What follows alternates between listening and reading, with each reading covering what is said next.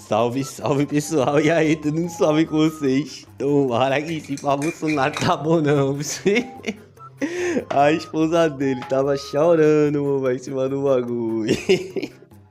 O bagulho é doido, o processo é lento, mas o juiz é Xandão, papai. Vou trazer aqui os depoimentos, nós falando do advogado dele e tal, tá ligado não? Referente ao processo lá da Lava Gado. Peço por favor que se inscreva no canal, deixa like e comenta também alguma coisa pra ajudar nesses negócios de engajamento. Na dúvida, comentar, deixa um vai pra Lula, pra Xandão, pra Operação Lava Gado, pro Supremo Dino, ou pra quem vocês quiserem, tá ligado? E é isso, sem mais delongas, vou trazer logo aqui as ideias da defesa dele. É fogo no gado, papai, que venha muito churrasco pra nós. Sou o doutor Matheus Maia Milanês e concedo a palavra ao doutor Celso Sanches Vilardi e ao doutor Paulo Amador Tomás Alves da Cunha Bueno, que farão sustentação oral pelo réu Jair Messias Bolsonaro.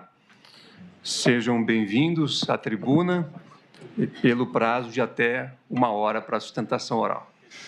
Excelentíssimo senhor ministro Cristiano Zanin, presidente da primeira turma do Egrégio Supremo Tribunal Federal, é uma honra estar sob a presidência de Vossa Excelência e também é um conforto, ministro Zanin, porque Vossa Excelência sabe bem o que é estar aqui nesse momento. Excelentíssima senhora ministra Carmen Lúcia, decana dessa primeira turma, Vossa Excelência sabe do respeito, da consideração.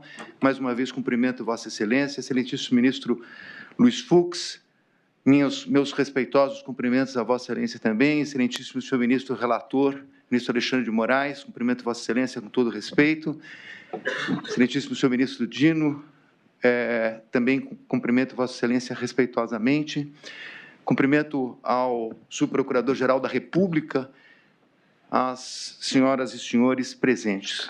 Senhor presidente, nós estamos diante de um julgamento histórico.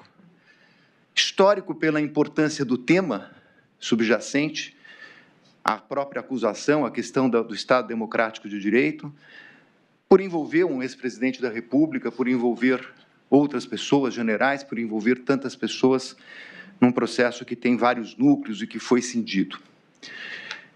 Um processo, senhor presidente, que tem início em relação ao ex-presidente da República, com base numa delação e numa minuta encontrada no celular de uma pessoa que hoje é colaborador da Justiça. Essa questão, esse é o epicentro, essa é a pedra de toque do processo. É a minuta e a colaboração. Daí em diante, o que aconteceu com a investigação da Polícia Federal e depois com a denúncia do Ministério Público, é, na verdade, uma sucessão inacreditável de fatos.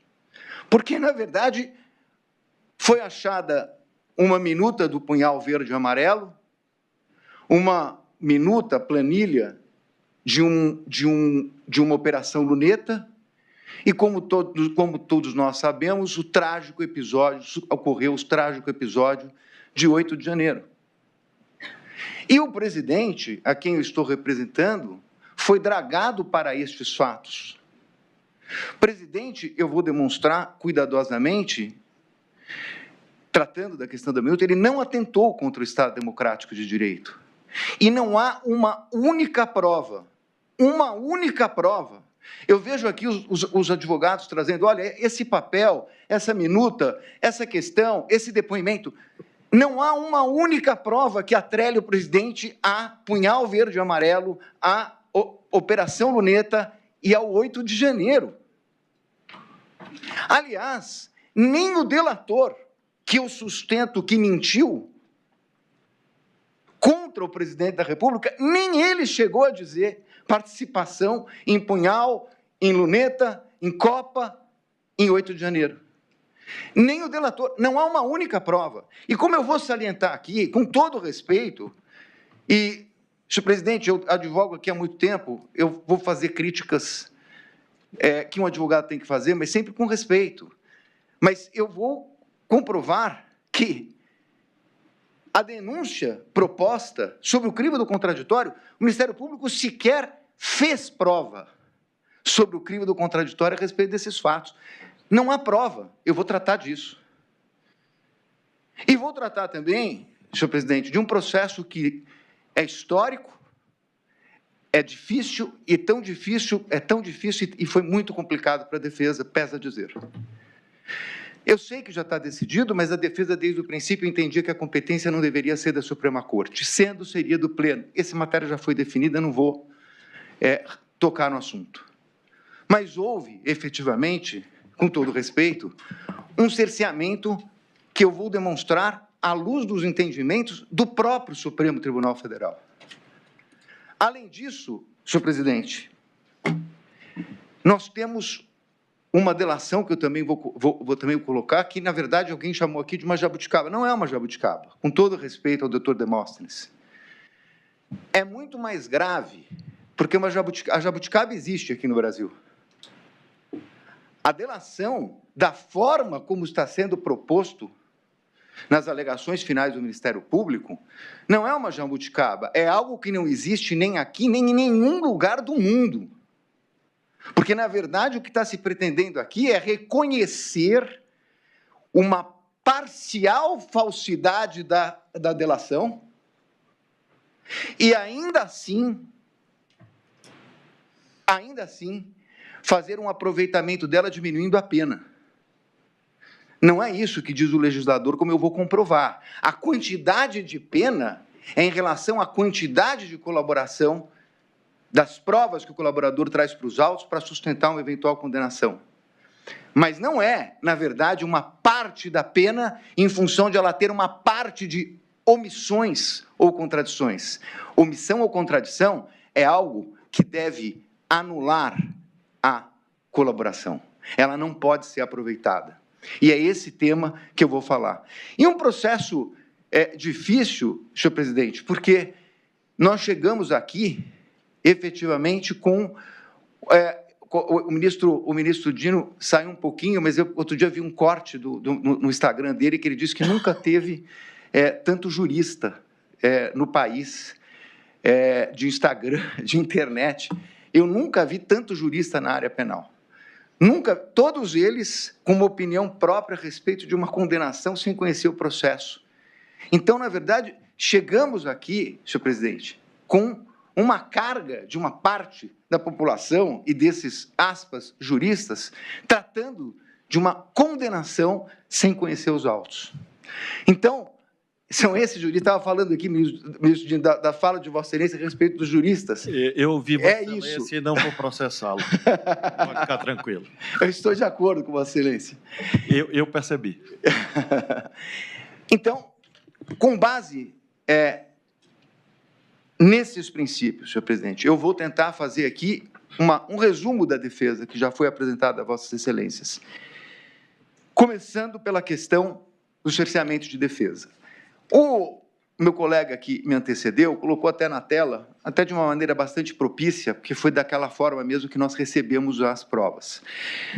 Desde o início, desde o primeiro momento, desde a minha primeira manifestação, eu tenho pedido as provas que estão no processo. Eu não nego, aliás, eu já disse isso na primeira sustentação aqui, que as provas eleitas pela Polícia Federal, as provas eleitas pela denúncia foram colocadas nos autos e estão à disposição dessa defesa e de todas as defesas. Mas a pergunta que se faz é: que prova é essa? É o recorte de trechos de WhatsApps, conversas de WhatsApps, documentos como um papel, uma agenda, que foram localizados em computadores. São dezenas e dezenas e dezenas de computadores. São dezenas e dezenas e dezenas de celulares. São milhares de documentos apreendidos na sucessão, porque vamos lembrar que nós não estamos falando de um processo. Esse processo reúne uma sucessão de investigações com buscas, diversas buscas contra as dezenas de pessoas, algumas aqui processadas, outras que nem processadas foram. Portanto, ministro, nós temos um conjunto de prova apreendida, que ficou à disposição por anos com a Polícia Federal. que tem um sistema para fazer pesquisa, que tem efetivamente meios técnicos para saber conversa por palavra, por tema. E nós pedimos essa prova. Ela não veio antes do recebimento da denúncia. Vossas Excelências determinaram que ela deveria vir após o recebimento da denúncia. E ela começou a vir. Numa terça-feira, com a instrução que começaria na segunda. Só para lembrar, a instrução aconteceu entre o dia 19 de maio e o dia 2 de junho. Pouco mais de 10 dias. Na quarta-feira, começa a receber, por meio daqueles links da Polícia Federal, a remessa. Sábado, recebe-se um novo e-mail. O processo ainda estava em curso. E nós tínhamos um interesse especial em receber a prova do general Mário Fernandes. Por quê? Por conta do punhal verde e amarelo. Esse era o interesse da prova. E estamos recebendo material. E muito material. 70 teras. 70 teras. Quando nós estamos terminando a instrução, no dia 17 de maio, a gente recebe um e-mail dizendo que tinha uma falha na questão do arquivo do general Mário Fernandes. Está nos autos, eu fiz até a foto do e-mail que eu recebi da Polícia Federal. Já tinha acabado a instrução. As portas do interrogatório nós agravamos. Os agravos não foram processados. Fiz uma questão de ordem. Houve entendimento por parte do ministro de que isso não é prova, porque não está nos autos. Com todo respeito, a prova é da defesa. O juízo de valor sobre a prova é de Vossas Excelências. A defesa tem o direito de colocar o contexto dessa prova. Eu separei aqui, ministro, para não tomar mais tempo com relação a esse tema, mas de uma forma muito simples, um julgado de agora, de julho,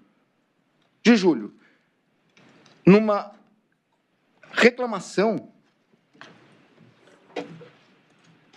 julgada pelo ministro Gilmar Mendes. Como Vossa Excelência sabem, como eu estou falando aqui para o público, reclamação é, na verdade, algo que se concede no Supremo Tribunal Federal em função da reiterada jurisprudência do Supremo Tribunal Federal. E o ministro Gilmar Mendes diz aqui com todas as letras, não cabe ao delegado, ao promotor e ao juiz estabelecerem quais provas a defesa tem o direito de ver. E só para lembrar, o que nós estamos falando aqui nessa reclamação é que não tinham juntado vídeos e fotografias. Foi concedida a reclamação para que a defesa tivesse acesso integralmente à prova e com prazo suficiente para verificar. Nós não tivemos acesso à prova e muito menos prazo suficiente. Por isso que o professor Badaró, quando fez um parecer a nosso pedido, ele trata, na verdade, que não houve paridade de armas. Nós não tivemos o tempo que o Ministério Público e a Polícia Federal tiveram. E nós não tivemos acesso à prova durante a instrução. Eu quero dizer a Vossas Excelências, com 34 anos, é a primeira vez que eu venho à tribuna com toda a humildade para dizer o seguinte, eu não conheço a íntegra desse processo. Eu não conheço. O conjunto da prova, eu não conheço. São bilhões de documentos. Numa instrução de menos de 15 dias, seguida de interrogatório. A instrução começou em maio, nós estamos em setembro. 15 dias de prazo para o Ministério Público, 15 dias de prazo para a defesa. Não conheço. E, porque não conheço, não pude questionar, como disse o professor Badaró, a cadeia de custódia da prova, que é algo que, Vossa Excelência sabe, ministro Fux, começou na jurisprudência das Cortes Penais, mas hoje está na lei. Não houve possibilidade. Como se analisar uma cadeia de custódia se nós não conseguimos baixar durante o tempo? Além disso, nós tivemos também a cisão do processo, que é, efetivamente, normal, aliás, desejada, impossível ter um ato com todos os réus desse processo, foi dividido em núcleos. Mas a divisão em núcleos, ela não tira os contornos de um processo penal que tem uma única denúncia. Uma única denúncia. E os réus, o interrogatório, ministro Zanin, como Vossa Excelência sabe, é meio de defesa. Aliás, já há algum tempo houve a modificação para colocar o interrogatório em último lugar no processo de instrução, para que o réu pudesse se defender da prova contra ele produzida, porque antes era no primeiro momento. Bom, mas se o interrogatório é um meio de defesa, e se ele também é um meio de prova, como está consubstanciado na jurisprudência dos tribunais, então é natural que cada defensor possa fazer perguntas para os demais acusados. E é nesse sentido que eu trouxe também um julgado do ministro Toffoli, em sede de um habeas corpus, em que ele coloca claramente o seguinte: sendo o interrogatório um ato de produção de prova, o interrogatório de um corréu é testemunho e, portanto, ele deve se dar sob o crivo do contraditório. E, sob o crivo do contraditório, ele determina a possibilidade de pergunta das partes. Mas nós não pudemos perguntar. Eu requeri, também agravei, também não foi processado. Nós não pudemos. Isso é algo inusitado. Feitas essas considerações preliminares, eu vou tratar, sem perder muito tempo, porque eu já também falei isso na primeira parte da minha sustentação, sobre a questão da delação. A questão da delação, na verdade, eu não sei se foram 11, 15, 16 depoimentos, ministro Fux, como Vossa Excelência tinha feito a pergunta, é ele que realmente foi chamado para depor 11, 12, 13, 14, 15, 16 vezes. Mas, nas 16 vezes, ele mudou de versão diversas vezes. E isso não sou eu que estou dizendo.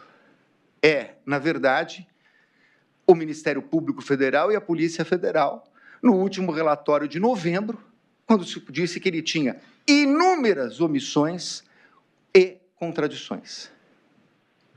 Portanto, na verdade, ele apresentou uma versão e ele alterou essa versão.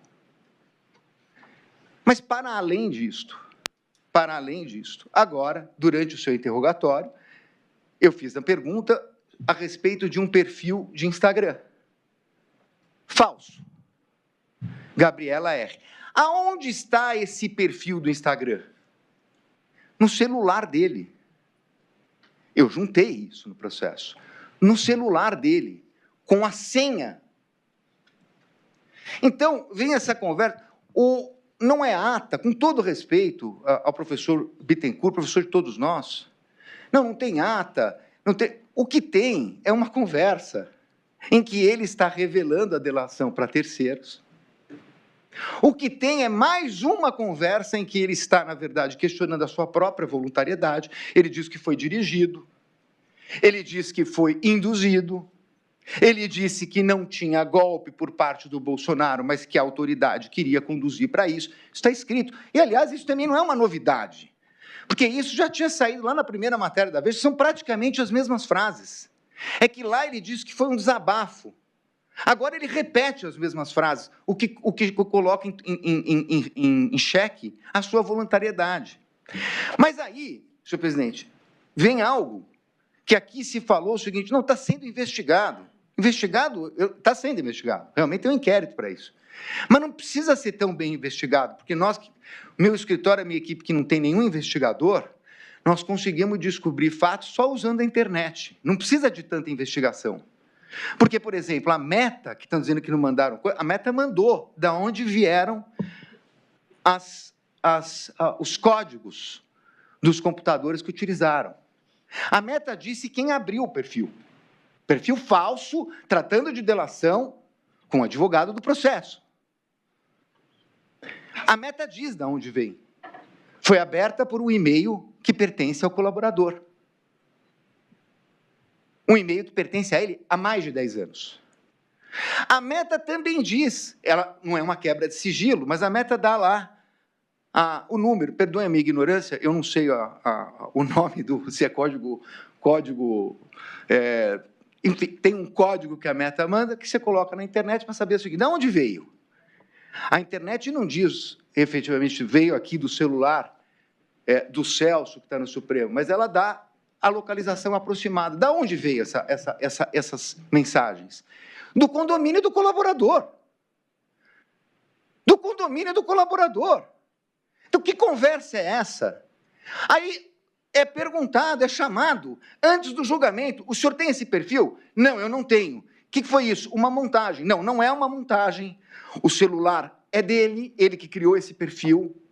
A localização da casa dele é a que manda os sinais eletrônicos. E mais do que isso, a senha e o perfil estão colocados no celular dele, que foi apreendido lá atrás, não é de agora. Então, a prova que ele usou isso, ela é absolutamente indiscutível. Se vão fazer investigação para punir alguém, isso eu não sei. Agora, o que mostra isso? Que esse homem não é confiável. Que esse homem não é confiável. É tão simples quanto isso. E aí, o que temos, na verdade? Porque eu estou ouvindo, seja pela imprensa, seja em todos os lugares, tratar-se o seguinte, não, a prova independe do colaborador. A prova independe do colaborador. A Polícia Federal tem todas as provas. Colaborador, ora o colaborador ele era importante antes de ser desmoralizado. Agora que ele está desmoralizado, porque pego na mentira pela enésima vez. Não é pela primeira vez, pela enésima vez.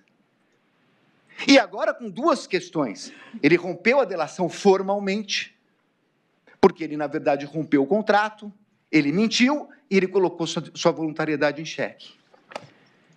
Mas, da onde surge, e aí vamos falar da questão da minuta, da onde surge a questão de prisão de ministros e prisão do ministro Alexandre de Moraes? Do depoimento dele. A denúncia reproduz isso. A denúncia fala, confirmou o ajuste realizado por Jair Bolsonaro, que mantinha a prisão do ministro Alexandre de Moraes. O tal do enxugar a minuta é do delator. Isso não sou eu que estou dizendo, é a denúncia. Estou citando aqui especificamente a denúncia. Confirmou que recebeu de Felipe Martins a minuta do decreto que detalhava os considerandos. De acordo com o que ele fez adiante, ajustes na minuta, submetendo apenas a prisão do ministro Alexandre de Moraes. Isso aqui é a acusação do Ministério Público, isso aqui é a denúncia. Então, não dá para dizer que ele não tem importância, porque da onde tem essa história de prisão? Mas eu vou adiante.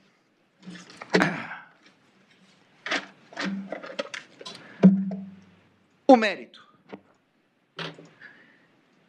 Senhor presidente, a prova produzida pela defesa demonstra que o presidente Bolsonaro determinou uma transição. A prova determina que ele, além de determinar uma transição, ele autorizou. Eu acho essa questão muito importante. O novo ministro da Defesa estava tendo dificuldade para falar com os comandantes militares. Em dezembro, no início de dezembro, os comandantes não estavam atendendo o então nomeado ministro da Defesa pelo presidente Lula.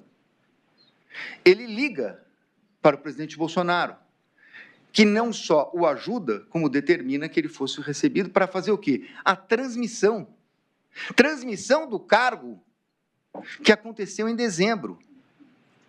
Todas as testemunhas, o governador de São Paulo, senadores, deputados, falam a respeito da transição, que foi efetivamente determinada. Essa é a prova dos autos. Mas Nós temos aqui uma acusação, que eu disse no início, que é uma acusação contraditória. Eu já vi, ministro Zanin e Vossa Excelência, tantas vezes quanto eu, que nós sabemos que existe um princípio que a denúncia não pode conter acusações alternativas. Mas nós também sabemos que, embora não possa ter acusações alternativas, elas não são tão raras, elas não são tão incomuns, elas acontecem. E por uma questão até de objetividade, de garantia do processo, não se anula toda denúncia que tem uma acusação alternativa. Deveria, mas não ocorre. O ponto aqui é que nós não temos uma denúncia alternativa, nós temos uma acusação alternativa, que, na verdade, consta aqui, foi reproduzida pelo eminente professor Paulo Gonet. Diz a denúncia: o golpe não se consumou, uma vez que, não obstante tentado e insistentemente pelos denunciados, não obteve a adesão dos comandos do Exército e da Aeronáutica, o empenho em cooptá-los para o empreendimento criminoso e, portanto, para consumar o golpe, assumiu diversas formas envolvendo ataques virtuais aos militares de alta patente que mantiveram, enfim, as Forças Armadas fiéis à vocação democrática. O golpe tentado não se consumou pela fidelidade do Exército, não obstante o desvirtuamento de alguns de seus integrantes. Pois bem, se nós estamos falando numa tentativa não consumada, que eu estou lendo aqui, até porque considero essa palavra tentativa inapropriada no crime de atentado, mas, de qualquer maneira, se nós estamos falando de não se consumou por questões dos militares, então nós estamos tratando claramente de 7 de dezembro, da reunião de 7 de dezembro. Claramente a respeito da reunião de 7 de dezembro. Mas, enquanto isto,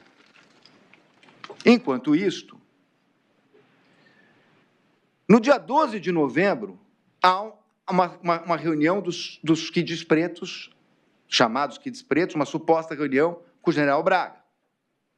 No dia 14 de novembro, mensagens de Mauro Cid sobre estimativa de gastos. Questão da Copa. Rafael Martins encaminha o documento Copa 22 em 15 de novembro. E estamos tratando de 15 de dezembro, ação dos quides pretos com uma realização de ação clandestina chamada Copa 22. Bom, então, nós precisamos definir em algum momento, já que isso aconteceu na denúncia e agora acontece nas alegações finais, qual o plano que o presidente tem que se defender. Ele foi acusado pelo delator na questão dos comandantes do Exército, reunião de 7 de dezembro. Mas se não se consumou, palavras do Ministério Público, quando se diz que não consumou? No dia 7 de dezembro. Isso foi insistentemente obtido na instrução, inclusive na oitiva do general e do brigadeiro. Se em 7 de dezembro não se consumou, porque o Exército não teria respaldado a tal ação, o que estava acontecendo no dia 15 de dezembro? Claramente, nós estamos falando de outra coisa. Não, advogado, essa galera é persistente e esse bagulho dá errado, mas eles continuam até o fim. Ó, dia véspera de Natal, meu irmão, já tava querendo explodir lá os bagulhos de aeroporto de Brasília, não foi não? Os caminhões de querosene e pá, de gasolina de avião, pronto. Por quê? Porque a galera já sabia que o Exército, a Marinha, pá, a Aeronáutica não ia dar bagulho de golpe. Aí eles estavam querendo dar motivo maior pra ver se decretava esse bagulho de GLO, artigo 142 e tal, porque na mente dos Bolsonaro e dos bolsonaristas, depois no bagulho desse, eles iam conseguir dar golpe. E pela mente deles, daquele jeito, tá ligado não? Nas 4 linhas. Esse bagulho de 4 linhas é argumentação de bolsonarista em brecha para dar golpe. Então, se a acusação levou uma minuta, como disse o procurador, que eu vou provar que não é uma minuta, para os comandantes do Exército, e eles não apoiaram, e aí, portanto, não teria tido o golpe, o que estava acontecendo no dia 15 de dezembro? Aonde está o 8 de janeiro? Porque, então, na verdade, nós estamos falando de sucessão. Era um golpe, passou a ser outro e passou a ser outro? Não é isso que está na denúncia.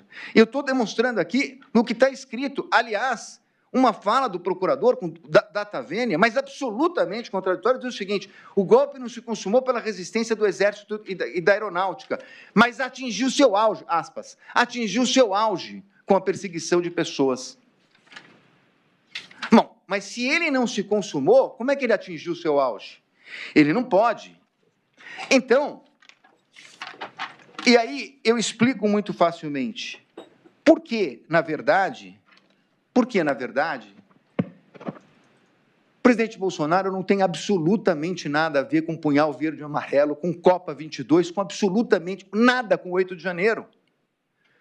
Absolutamente nada com o 8 de janeiro. Senhor presidente, no relatório do eminente relator, constou que nós tivemos, em relação ao 8 de janeiro, nós tivemos 682, 683 julgamentos do 8 de janeiro.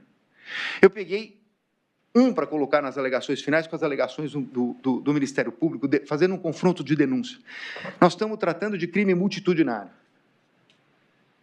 que, segundo a doutrina, seria o crime de uma espécie de alma coletiva, de um estouro em que uns copiam os outros, crime multitudinário, que me parece que foi o entendimento dessa primeira turma para esses casos de 8 de janeiro. Para além de não haver provas, para além de não haver qualquer tipo de provas, nós temos uma questão de ordem jurídica. A instigação no direito penal, seja do ponto de vista doutrinário, seja do ponto de vista jurisprudencial, e o professor Oswaldo Dweck, que fez um parecer para a defesa que foi juntado aos autos, trata disso com muita propriedade, professor titular da Pontifícia Universidade Católica de São Paulo, determinando que instigação se dá para pessoa ou pessoas determinadas em relação a fato ou fatos determinados. Essa é a possibilidade jurídica de instigação. Então, o Ministério Público, apesar de não falar diretamente, é outro problema da denúncia e das alegações finais, está acusando de uma instigação a ato de 8 de janeiro para pessoas indeterminadas e para fatos criminosos indeterminados? Juridicamente, essa acusação não é possível. Juridicamente, essa acusação não é possível. Antes de sair do Brasil, o presidente, não vamos achar que o mundo vai acabar. Vamos para o tudo ou nada? Não. Não tem tudo ou nada. Não é o caso de ficar atacando instituições ou grupos. Pronto, antes de eu sair do país, ele ainda gravou uma live que serve pra mim, pelo meu ponto de vista, como uma confissão, entrando nos papos que não tinha tomado atitude mais enérgica, porque precisava de apoio e não tinha esse apoio, que é justamente ele abrindo o coração e dizendo que tentou dar golpe, mas que não conseguiria. Aí ganhou o pinote, mas sem pano, meu velho, voltou pro Brasil pra ser condenado e preso. Agora não, o filho dele tá lá, ó, todo espertinho nos Estados Unidos. Agora ele tá baratinado, né? Que parou de receber os pix do Bolsonaro. Tá triste, está magoado ele.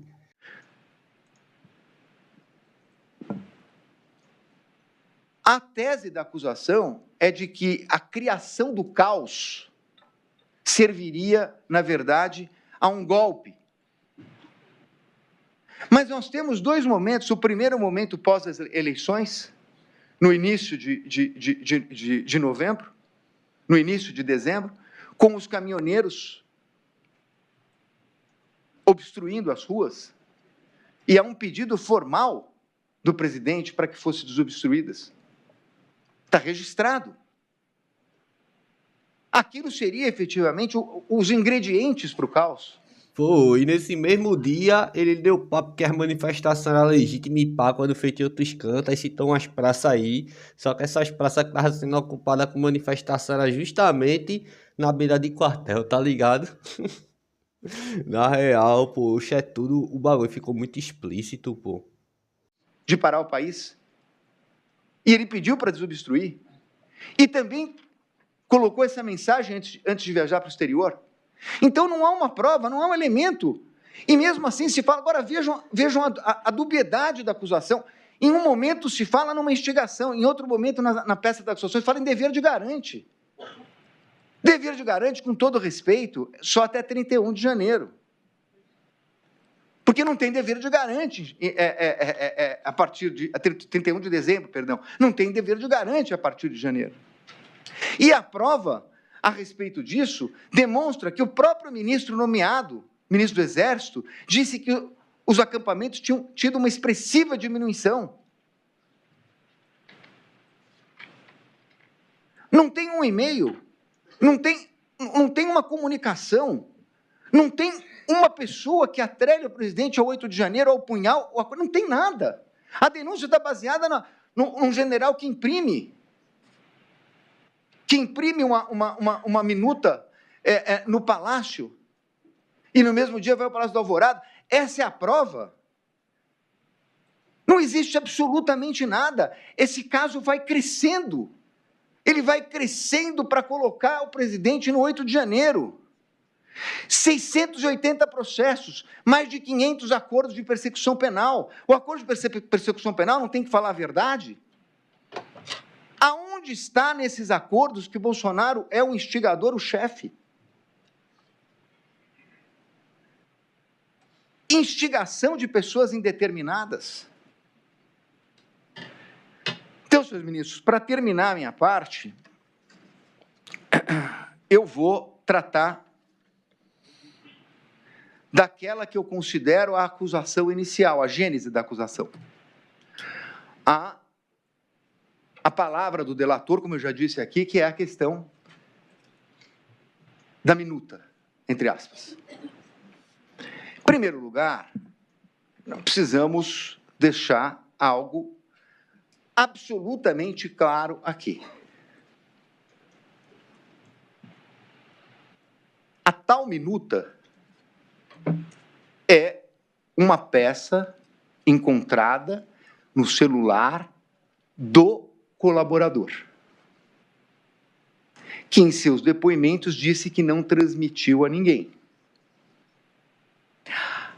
Nessa peça há algumas digressões e um final que fala em GLO e estado de sítio. Peça que foi encontrada no celular do colaborador.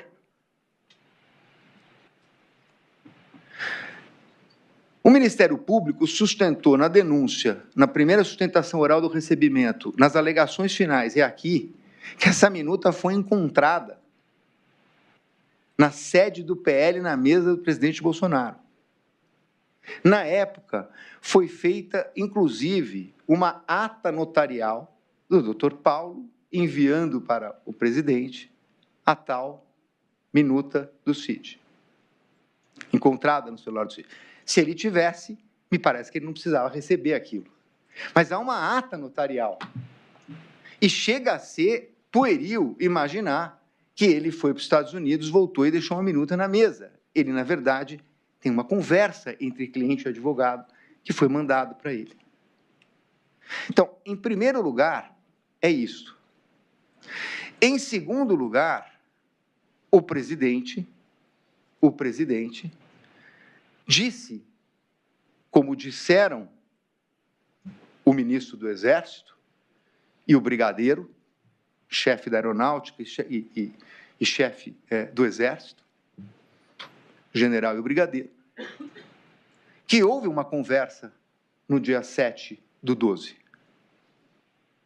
Houve uma conversa no dia 7/12. Doutor, me perdoe, apenas porque eu fiquei em dúvida. Vossa Excelência alude o tempo todo a ministro do Exército. Como esse ministério não existe, Não, o senhor está perdão, falando de quem exatamente? Eu estou falando do chefe do Exército, me desculpe. O Freire Gomes. Freire Gomes, perdão. Obrigado. Eu tô... É porque eu fiquei na o dúvida ministro se era da ele ou o ministro Defesa. da Defesa. O ministro da Defesa, mas você tem razão. Eu Agradeço. estou falando do chefe do Exército e do chefe da Aeronáutica Ok, obrigado. na reunião do dia 7. Sendo importante dizer que o chefe da Aeronáutica não estava em dezembro, porque ele viaja no final de novembro, e, portanto, em dezembro, o chefe da Aeronáutica não estava. Mas, como quer que seja, houve uma reunião com o ministro da Defesa, agora sim, vocês têm razão, com o ministro da Defesa, e com o chefe do Exército. Pois bem,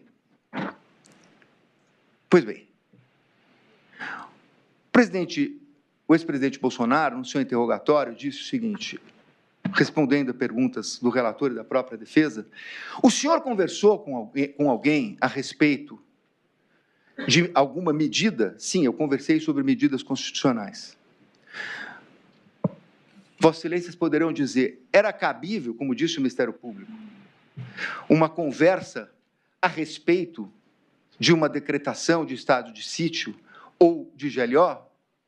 Não, não era cabível. E não foi feita. Não foi feita. Daí a se dizer que houve modificação de minuta para prender, isso é a palavra do delator. Isso é a palavra do delator, isso não aconteceu.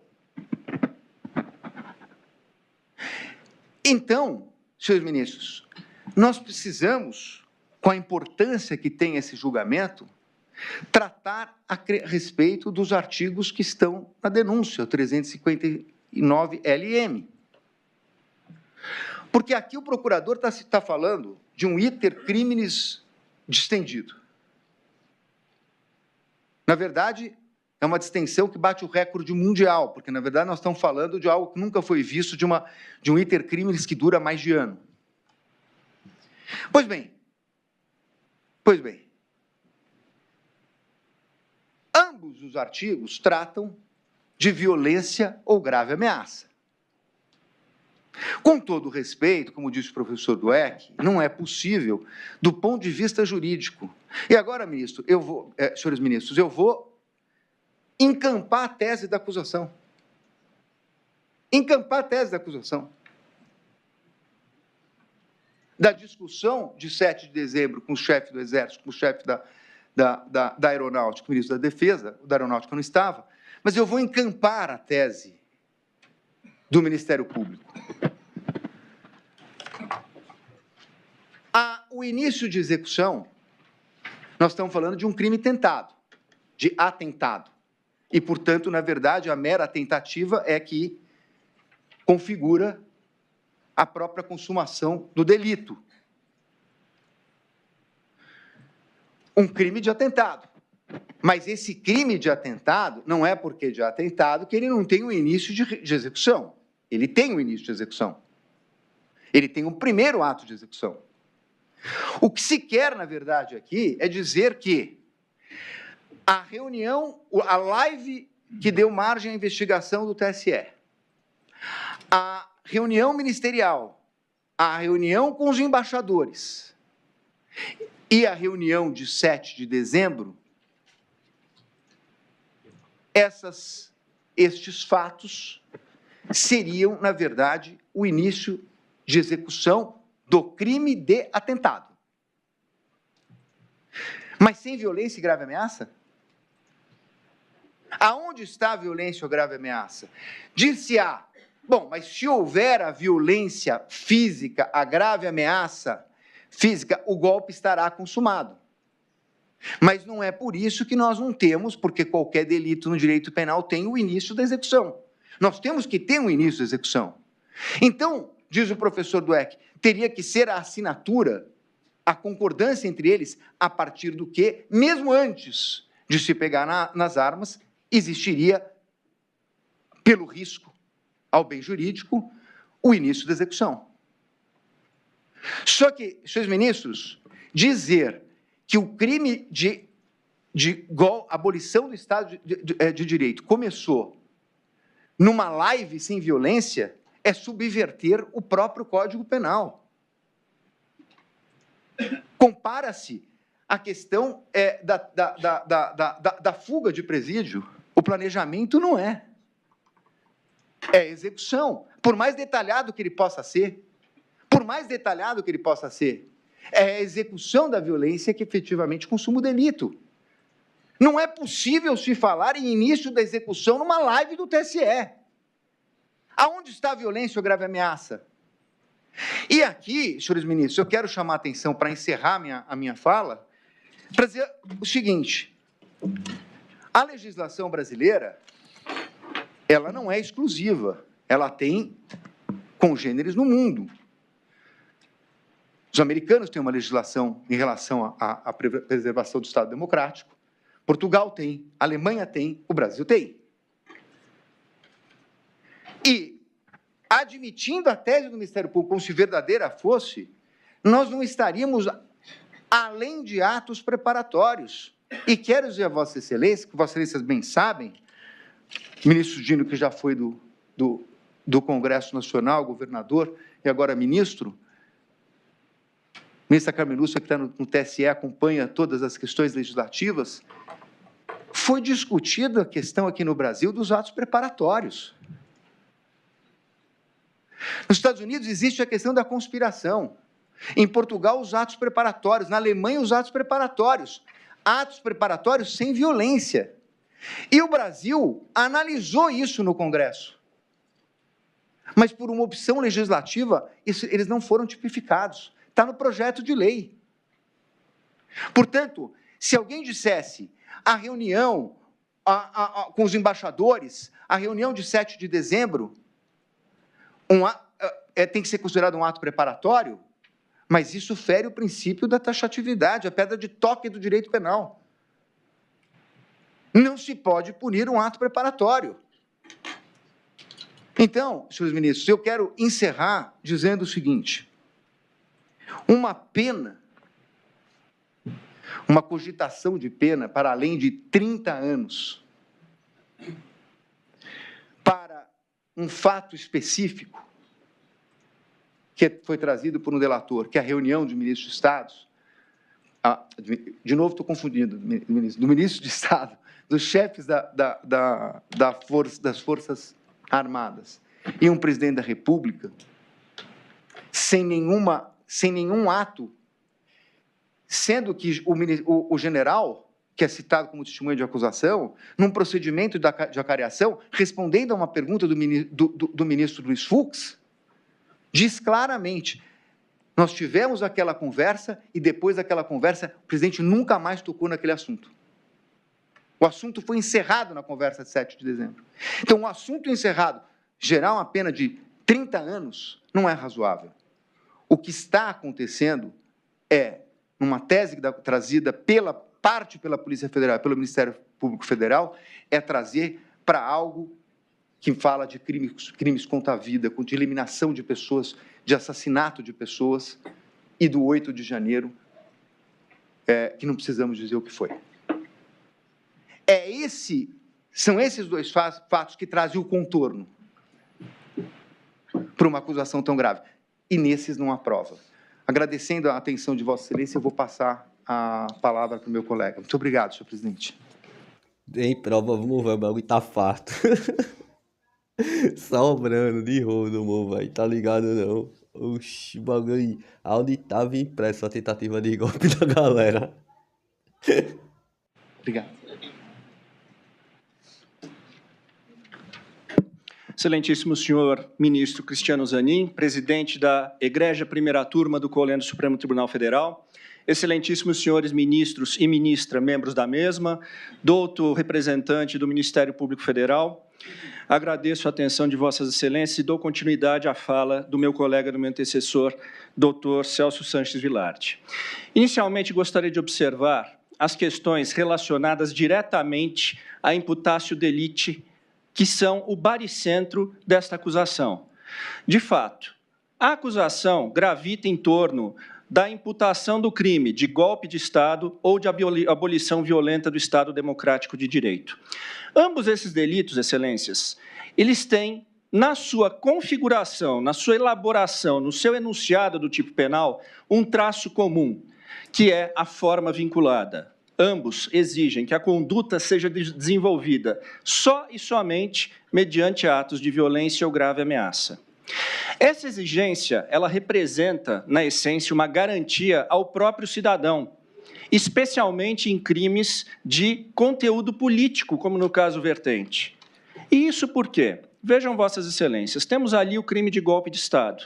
Tentar depor, mediante violência ou grave ameaça, o governo legitimamente constituído.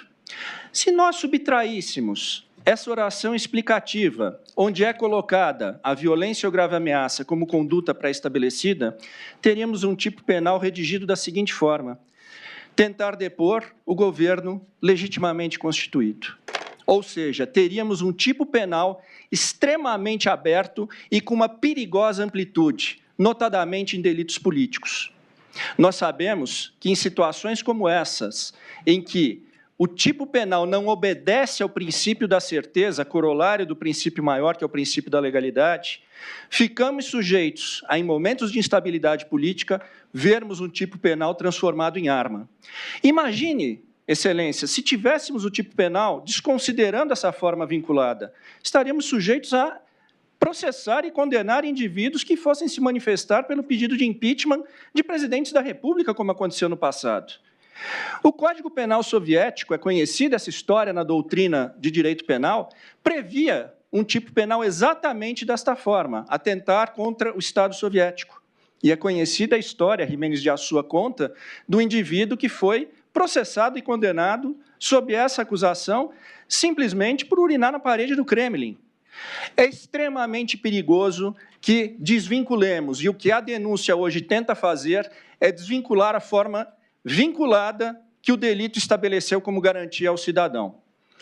Ora, aonde está? Por mais que nós tenhamos aqui uma denúncia exaustiva, estendida, que vem, que utiliza e emprega adjetivos fortes, e foi o que se fez, não é possível tergiversar e acreditar que, em algum momento, há um elemento que aponte ao ex-presidente Jair Bolsonaro um ato violento ou um ato de grave ameaça, atendendo, assim, à exigência do tipo penal. Uma live realizada em 2021 é um ato violento ou uma grave ameaça? O protocolo de uma ação no Tribunal Superior Eleitoral é um ato de violência ou grave ameaça?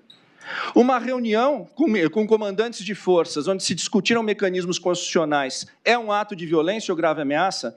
Evidentemente que não, Excelências. O que a denúncia pretende, o que a acusação pretende, é emprestar uma expansão ao tipo penal que o legislador não deu. É alcançar fatos que o princípio da legalidade e da reserva legal não alcançaram. O que se está aqui, e aqui a minha fala tangencia a do Dr. Celso Villard, é pretender dar-se tipicidade, punir-se meros atos preparatórios.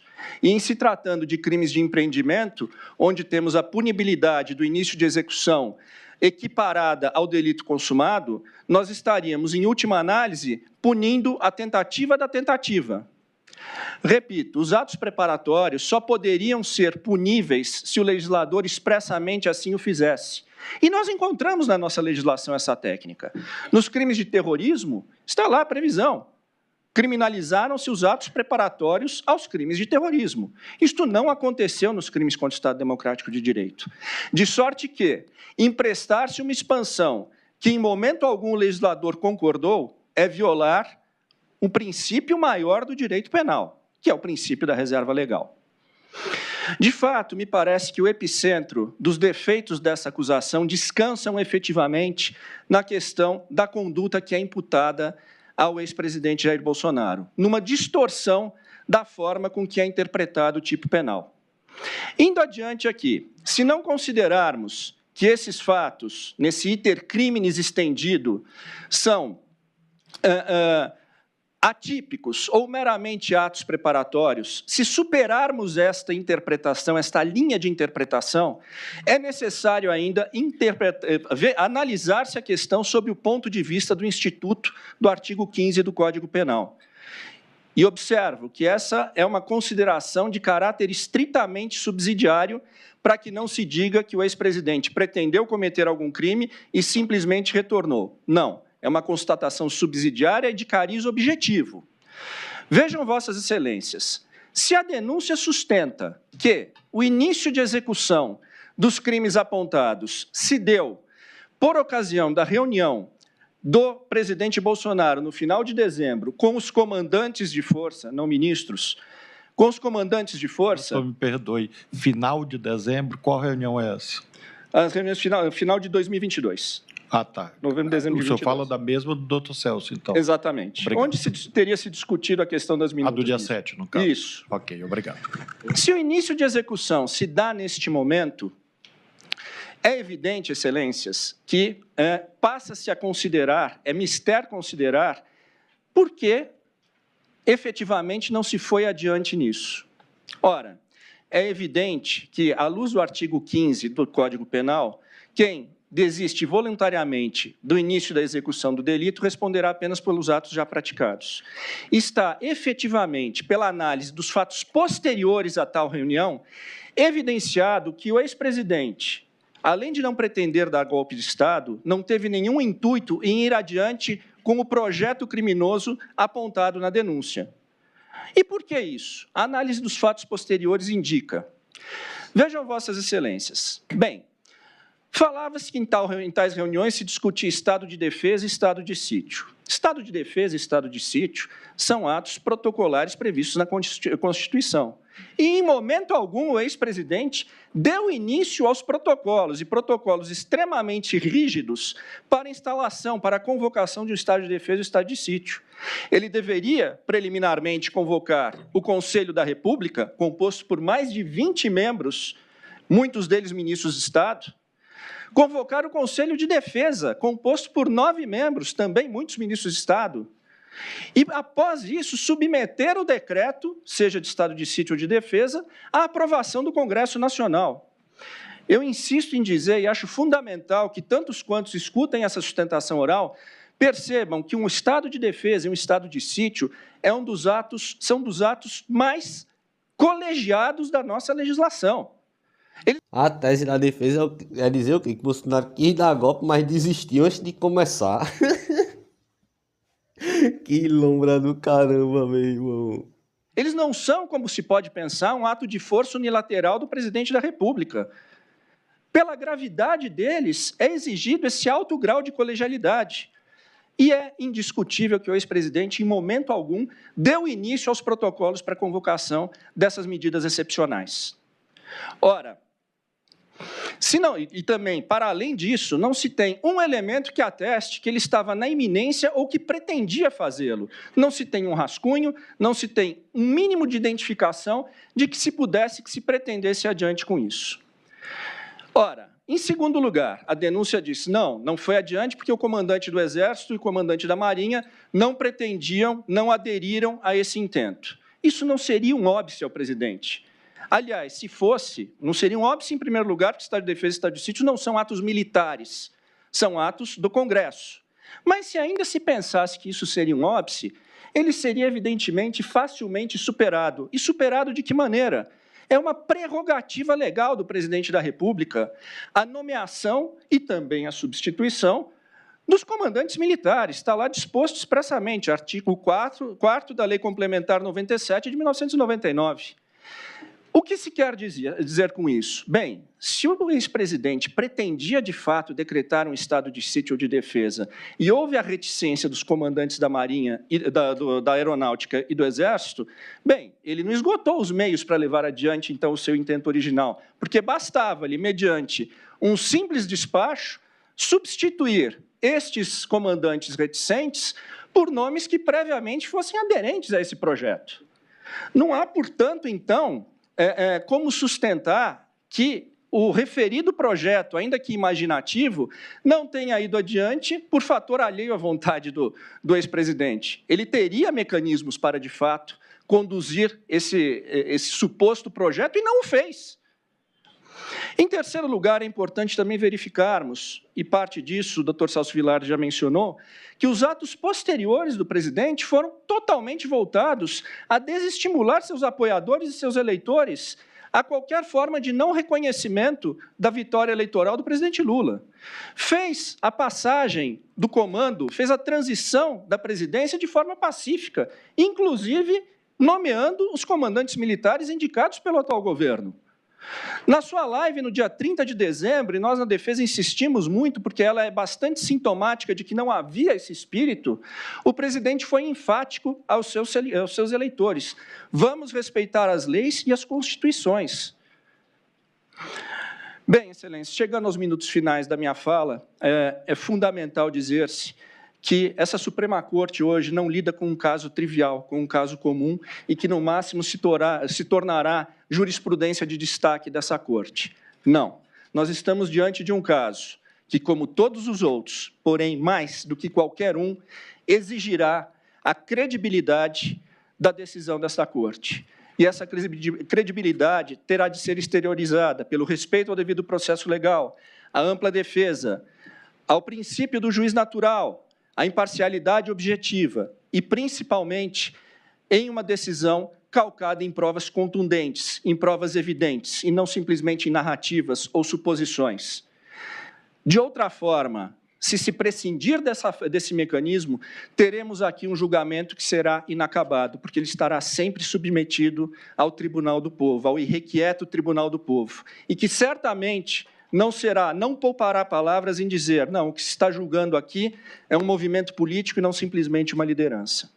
Nós não podemos, em hipótese alguma, Excelências, permitir que entendam que a esta Corte ou este juízo terá faltado a atenção à gravidade desse caso e à falta de elementos que possam imputar ao presidente Jair Bolsonaro os delitos que lhe são direcionados na denúncia. Senhores ministros, não permitamos, em hipótese alguma, criarmos, neste processo, uma versão brasileira e atualizada do emblemático caso Dreyfus. Curiosamente, também capitão de artilharia, curiosamente acusado de crime contra a pátria, curiosamente condenado com base num rascunho de documento apócrifo, curiosamente teve seu exercício de defesa constrangido em determinada altura, e, inegavelmente, um dos casos que representa uma cicatriz na história jurídica do Ocidente. Senhores ministros, a absolvição do presidente Bolsonaro é imperiosa para que não tenhamos a nossa versão do caso Dreyfus. Muito obrigado. Agradeço aos doutores. Meu velho, provavelmente era o melhor que eles tinham pra fazer, tá ligado? Porque o bagulho é difícil mesmo, velho. O bagulho é muita prova, pô, tá ligado não? O Bolsonaro se gravava fazendo as provas do bagulho. Doideira. Enfim, vou encerrar já o vídeo por aqui, tá ligado não? Agora o próximo e o último foi o mais falado e pá, tá ligado não? É o que tô mais a fim de assistir, meu irmão. Jogaram, parece que Bolsonaro mesmo na fogueira, bagulho doido, meu velho. E é isso, por favor, se inscreve no canal, deixa like, comenta alguma coisa pra ajudar nesses negócios de engajamento. Se não souber comentar, deixa aquele bom e velho sem anistia pra golpista.